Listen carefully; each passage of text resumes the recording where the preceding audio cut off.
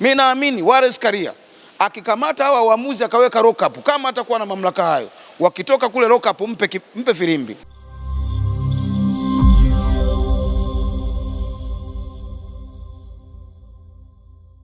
Tathmini imefanyika, ikaonekana huyu ana kitu. Huyu kocha Pedro ana kitu. Huyu kocha Pedro ana kitu. Kwa kuwa ana kitu, unamuongezea tena kitu. Kwa hiyo katika tathmini ya majaji wa Dar es Salaam Africans, viongozi wa Dar es Salaam Africans, wataalamu wa Dar es Salaam Africans wameona iko haja ya yeye kuendelea kusalia kwa sababu ana kitu. Sababu hata wewe ni shahidi, ndo kocha ambaye kama sio fatiki na namna nyingine alikuwa anakwenda kuchukua tuzo ya pili ya kocha bora wa msimu na wa mwezi, lakini amekwenda kuchukuliwa na kocha wa Simba. Kwa hiyo ni miongoni mwa makocha bora, huwezi kukataa ubora aliokuwa nao, lakini pia ni mwalimu ambaye ametubadilishia sana timu yetu kwenye kipindi kile cha michuano ya kimataifa. Tulikuwa na kocha aliyekuwa kocha wetu ambaye anaitwa nani yule, nimemsahau, aliondoka yule Romain Folz. Tulikuwa na Romain Folz, ni kocha ambaye alikuwa anatupeleka kubaya, tunaona kabisa tunakwenda shimoni, anatutumbukiza kwenye shimo la taka, lakini mwalimu huyu akaenda akatutoa wakati tunataka kwenda kuzama, akatuinua mpaka kutuvusha kwenda hatua ya makundi. Nafikiri makundi alikwenda kuamua na akaona kabisa huyu ni kocha wa namna gani. Wengi walikuwa naona Yanga hii haiwezi kufanya kitu chochote kwenye michuano ya klabu bingwa na haitaweza kufika kokote. Wengi walikuwa nampa asilimia kubwa Simba, lakini mwalimu alikuja kutubadilisha na kutupeleka kwenye spidi kali sana.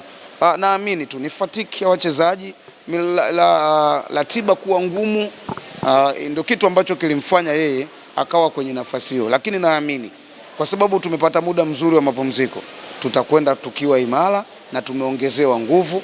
Hichi cha kuongeza nguvu, lakini mzuri zaidi ni kwenye tathmini ya kile kikao walivyokuja kutoa taarifa kwa umma kupitia ukurasa wa klabu yetu Dar es Salaam Africans. Mwisho wa ile taarifa kwa umma, kuna sehemu wamewagusa mashabiki na wanachama na wapenzi, kwamba wapenzi na washabiki wa Dar es Salaam Africans, tunawaambia, tunawaahidi kwamba tutarudi tukiwa imara na tutakwenda kufanya vizuri na tutakwenda kutetea ubingwa wetu, mtafurahi. Wametuahidi tutafurahi. Sasa kama mwana Yanga, klabu yako pendwa ya Yanga inakuambia tutarudi tukiwa imara na tumefanya marekebisho, tunakuja kukupa wewe furaha. Sasa wewe una haraka gani? Kwa nini usisubiri hiyo furaha? Mimi nipo nasubiri, ndio maana msemaji kasema hapa tuna haraka sana ligi ianze. Mnachelewa sana.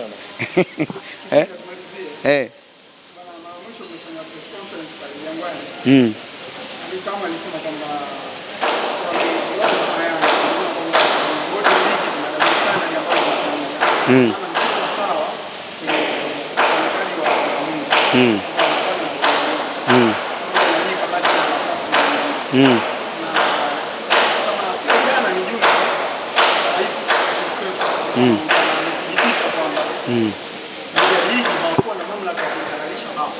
yeah. Yeah.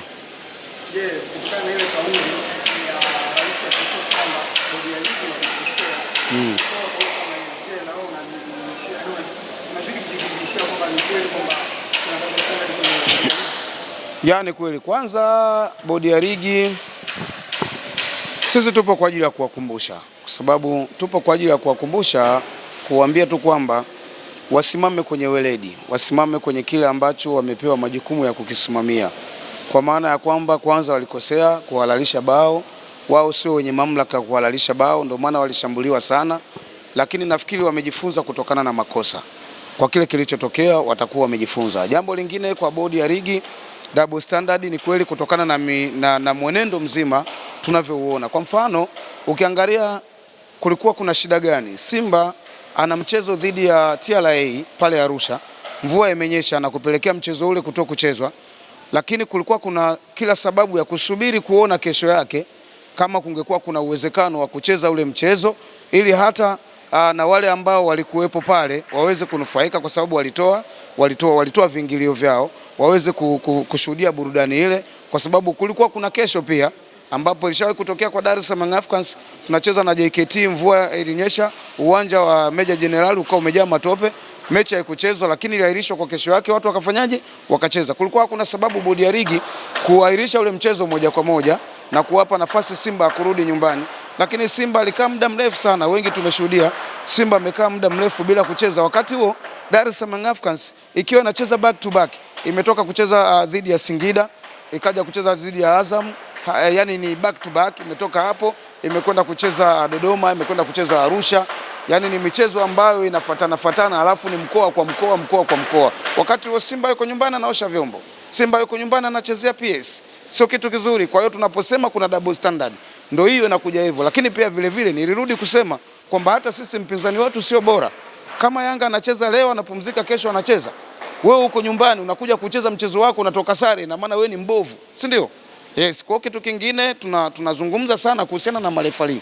Leo hii kamati ya masaa 72 tunasubiri, wapo wengi wanasubiri kuona Diarra adhibiwe, lakini na sisi wengine tupo wengi tunasubiri kuona mwalimu yule na tuko tayari kusubiri kuona kocha na ni refa yule wa mchezo ule adhabu yake itakuwa nini. Kwanza kwa kuwadhulumu Dar es Salaam Africans haki yao ya kupata bao ambalo alikuwa amefunga Emmanuel Mwanengo, referee akalikataa kwamba ni offside, haikuwa offside.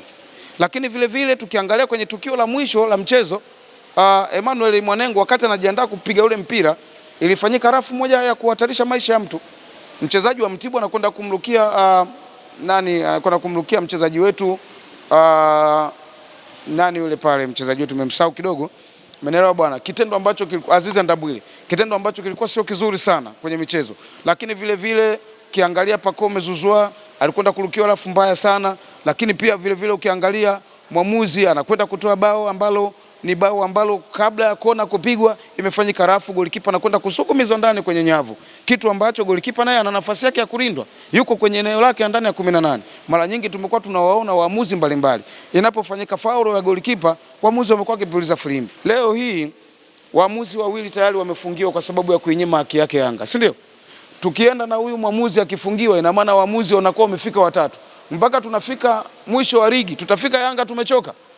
Kwa tutafika na waamuzi wengi sana. Maybe tunaweza tukawa tuna waamuzi wengi ambao watafungiwa kwa sababu ya kuinyima haki yake Yanga. Na mbaya zaidi unakuja kuwahukumu waamuzi adhabu nyepesi mno. Mwamuzi ananyima Yanga penalty, unathibitisha clear penalty, lakini unaenda kumpa adhabu ya mizunguko mitatu. Serious. Mwamuzi anakuja kuinyima haki yake Yanga bao kabisa halali, unakuja kumfungia mzunguko mmoja. Kwanza niseme na Wallace Karia, kwa sababu rais wa shirikisho la mpira Tanzania amezungumza kwamba bodi ya ligi walikosea kuhalalisha bao, yuko sahihi. Lakini niseme naye kama rais wa shirikisho la mpira Tanzania, taifa limekuamini, taifa limekupa mamlaka ya kusimamia mpira wetu, taifa limekupa mamlaka ya kusimamia furaha, amani ya mpira wetu wa Tanzania. Lakini president, kumbuka hawa wa Tanzania uliwaahidi kwamba utarudi ukiwa imara na hasira, utarudi na sura tofauti, utarudi na sura ya amiri jeshi wa shirikisho la mpira Tanzania. Lakini sura yako iko wapi? Ulisema utakuja kuwa mkali mbele ya waamuzi, lakini ulienda mbali zaidi ukasema kwenye mchezo wa Dar es Salaam Africans dhidi ya Simba, mwamuzi yoyote atakayekiuka, atakayefanya tofauti, unaahidi kumchukulia hatua za kisheria na kumpeleka polisi, kumpeleka lock up. Leo hii wako waamuzi waliofungiwa kwenye mchezo ule. Dar es Salaam Africans tunanyimwa haki yetu. Prince Dube anakwenda kutupa alama 3 dhidi ya Simba dakika 61. Mwamuzi anatukatalia, amehukumiwa miezi 3. Ni vyema ukachukua hatua za kisheria na wewe. Wakati akiwa anatumikia kifungo cha kuwa nje miezi 3, ni vyema na wewe ukamchukulia hatua za kisheria kama ulivyoahidi. Kamata, weka lock up. Mimi naamini Wallace Karia akikamata hawa waamuzi akaweka lock up, kama atakuwa na mamlaka hayo, wakitoka kule lock up mpe filimbi.